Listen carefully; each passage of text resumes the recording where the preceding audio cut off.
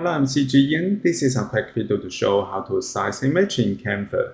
After starting Canva, we can go to choose a template for creating a design. I will use presentation.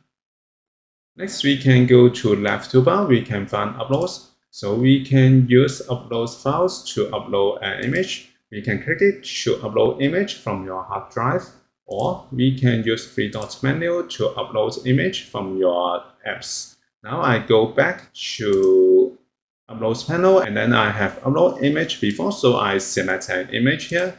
Now we can add image in Canva design page. If we want to resize it, we can go to corner, we can find circle handle, click and drag the circle handle to adjust the size.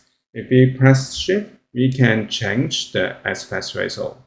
If we want to change the crop area, we can use double click to enter crop tool. So we can move it, we can resize it, and also we can rotate it.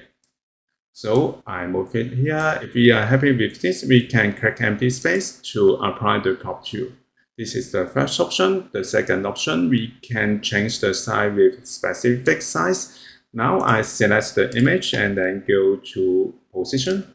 Now we can find the value in width and height. So we can type the value here. I type 1000 pixels in width and 1000 pixels in height.